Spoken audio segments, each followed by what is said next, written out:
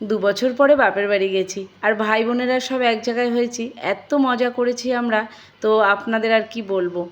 আর আমরা বিয়ে হয়ে গেছে আমাদের, তবুও আমাদের ছেলে মানুষই এখনও যায়নি। এক জায়গায় হলে যেন আমাদের সব ছেলে মানুষই আরও ফুটে ওঠে।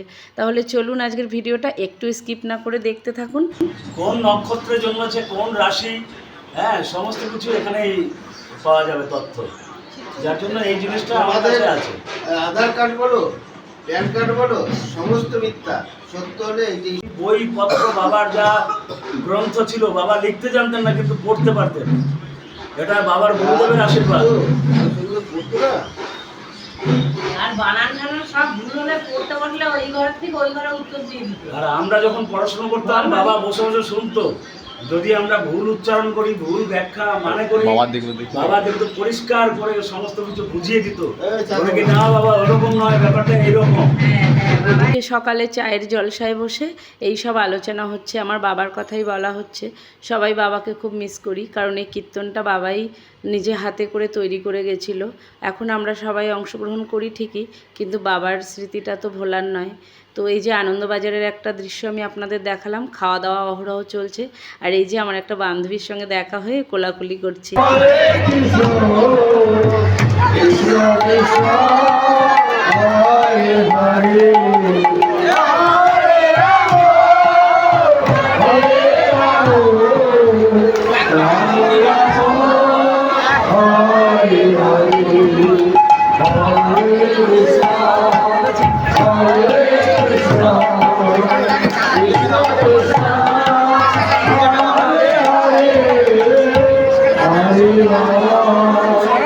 দেখলেন তো, এক জায়গায় বান্ধবীরা হয়ে আমরা সন্ধ্যা আরতির সময় সবাই মিলে সন্ধ্যা আরতি করছি, নাচ গান করছি, আর এত সুন্দর মুহূর্ত আমি আপনাদের কি বলে বোঝাবো, আপনারা দেখলেই বুঝতে পারবেন। তাই তো বলছি আজকের ভিডিওটা একদম স্কিপ করবেন না, তাহলেই বুঝতে পারবেন। আর আমার মতো কার কার এমন বাপের বাড়ি গেলে আনন্দ হয় অবশ্যই কমেন্ট করে জানাবেন। এত সুন্দর মুহূর্ত জীবনে কি আছে বলুন, বাড়িতে শুধু রান্না খাওয়া সংসার, সেগুলো তো আমাদের করতেই হবে, তার মধ্যেও নিজেকে ভালো রাখার জন্য কিছু কিছু সুন্দর মুহূর্ত কাটাতে হবে। তারপরে ওখান থেকে আমি একটু মেলায় চলে এসেছিলাম। তো দেখুন আমরা মেলাতে সব ভাইপো ভাইজি, তারপরে ভাইপো ভাইজিদের ছেলে মেয়ে মানে হিসেবে আমার নাতি হচ্ছে, নাতি নাতনি।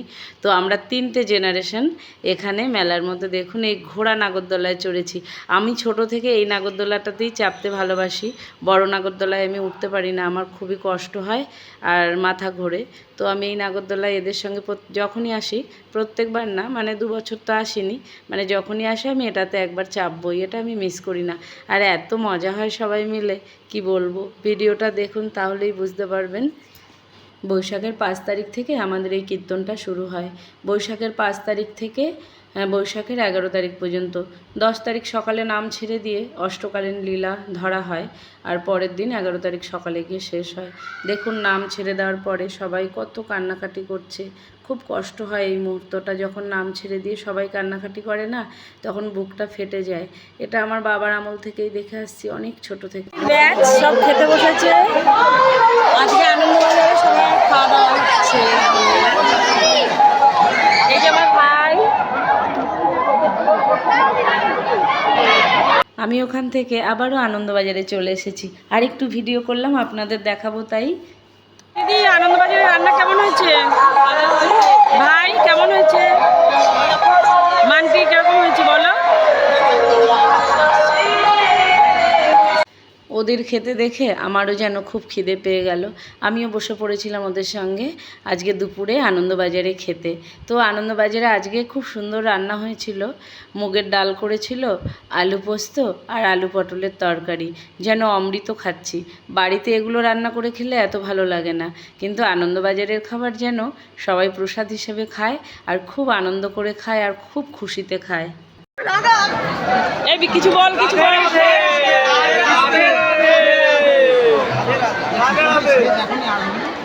ব্যাস ওই দলটাকে দেখলেন তো, ওখানে সব ভাইপোরা আছে, ভাইরা আছে।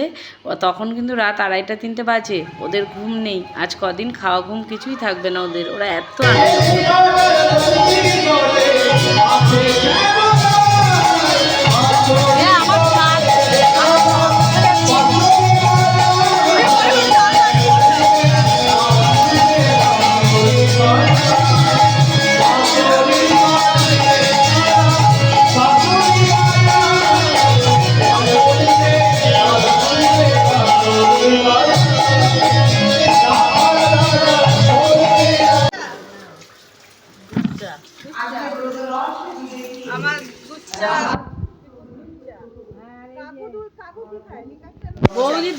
আমি দুধ চা।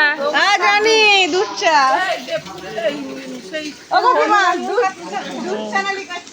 এই যে বৌদিরা সব বসে গল্প করছে সকালবেলা। অনেকদিন পর বাপের বাড়ি এসেছি তো খুব ভালো লাগছে। আমি 2 বছর পরে এলাম কীর্তনে। ছোটবেলার থেকে আমাদের এই কীর্তন, আমাদের জন্মের আগের থেকেই কীর্তন। এই বাড়ির গাছে কি সুন্দর ফুল ফুটেছে চারিদিকে, আর এত ভালো লাগছে, নিজের বাড়ি বলে কথা। এই যে আপনারাও দেখুন সবাই আমার বাপের বাড়ি, চারিদিকে গাছপালা ভর্তি, গ্রামে তো খুব সুন্দর। আম হয়েছে গাছে এত, এই যে কত আম হয়েছে, প্রচুর আম হয়েছে। ওই যে ওইটা আমাদের পুরনো গোয়াল ঘর ছিল, আমার বাবা মা যখন ছিল।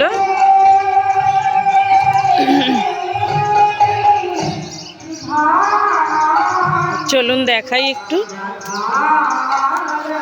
আমার বাবা মা এখন আর বেঁচে নেই, দাদা বৌদিরা আছে। এইটা আমার বাবার সেই গোয়াল ঘর ছিল, বাবার একটা গরু ছিল, বাবার খুব শখ ছিল ওই গরুটা নিয়ে। আর এই যে পাশেই মন্দির আমাদের, এই যে আমার বাবাই প্রথম মানে এই মন্দিরের মানে কীর্তনের উদ্যোক্তা ছিল আমার বাবা। বাবা এখন নেই, বাবা যাদের কাছে দিয়ে গেছিলো দায়িত্ব তারা খুব ভালোভাবে এখন পালন করে। এই যে আমাদের গাছে এঁচড় হয়েছে, একদম গোড়ার থেকে একটুখানি উঠেই এঁচড় হয়েছে। কি ভালো লাগছে সত্যি, নিজের বাড়ির জিনিস দেখতে খুবই ভালো লাগছে। মেয়েদের যদিও কোনো বাড়ি হয় না, তবুও আমার তো ছিল বাড়ি, এটা জন্ম তো আমার এখানে। এই যে কত এঁচড় হয়েছে গাছে, আমি বাড়ি যাওয়ার সময় অবশ্যই 2টো নিয়ে যাব।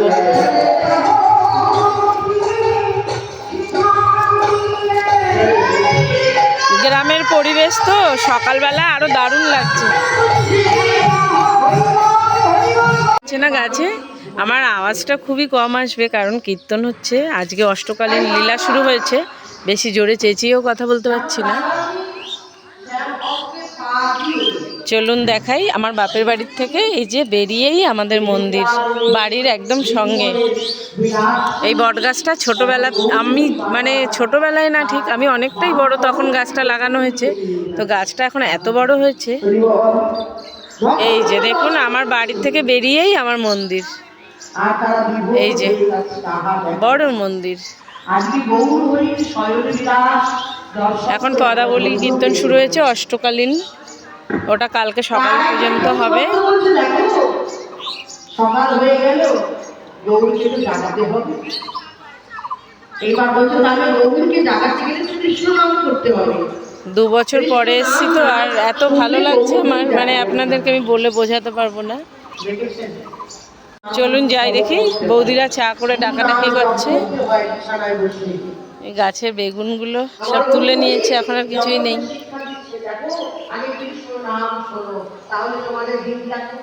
এই যে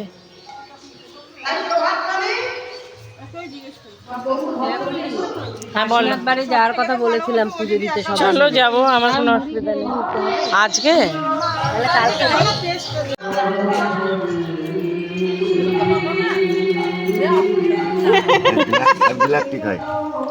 এই যে পালের গোদা, চিনি কম আছে, চিনি লাগবে একটু। তোমার আমি এই নামে ডাকতাম কিন্তু আগে, পালের গোদা। ও তুমি কার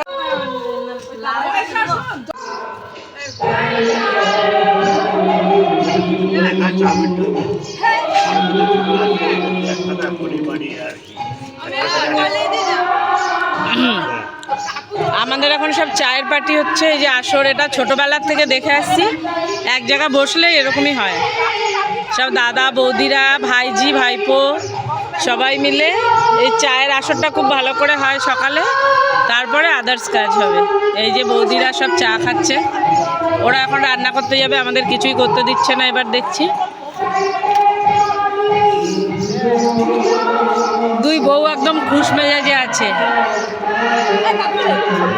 এই যে একজনই আপত্তি করবে ভিডিও করার, সেটা হচ্ছে আমার বড় বৌদি, আর কেউ করবে না আপত্তি। গাছতলায় কত আম পড়ে আছে, আমি আমগুলো কুড়িয়ে নিয়ে যাই রান্নাঘরে, বৌদিদের দিই। কত আম এই যে গাছতলায়, এই বাবা সব পড়ে যাচ্ছে, তুলে নি। বৌদিদের দিয়ে আসি। এলএলবি করছে? এই নে বাপরে দিদি, এই নে বাপ। দিদি, এই নে এলএলবি আম। এটা এলএলবি? এইসব সবজি কাটা হচ্ছে এখানে, এটা মানি এলএলবি। আর ওইদিকে রান্না হচ্ছে, বৌদি ওরা রান্না করছে।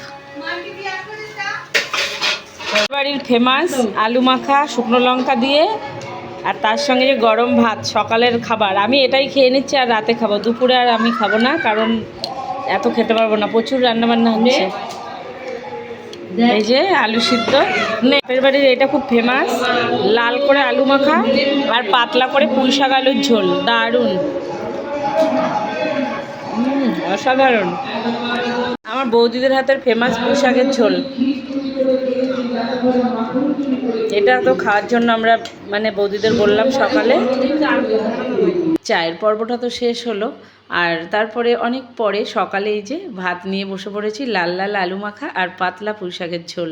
বাড়িতে তো কত রেস্ট্রিকশান, রুটি খাবো না, ওটস খাবো না, চিয়া সিডস খাবো, কিন্তু বাপের বাড়িতে এলে ভাত আর ভাত, ফেমাস ভাত আর লাল লাল আলু মাখা দিয়ে সকালবেলা আমরা সবাই মিলে খেয়ে নিলাম। তো আমার মতন কার কার বাপের বাড়ি গেলে এরকম মজা হয় অবশ্যই একটা কমেন্ট করে জানাবেন, আর ভালো লাগলে একটা লাইক করতে ভুলবেন না। আর নেক্সট ভিডিওটা আমি আপনাদের কালকে দেখাচ্ছি, ধুলোট। আর এত নেচেছি, এত এনজয় করেছি। টাটা।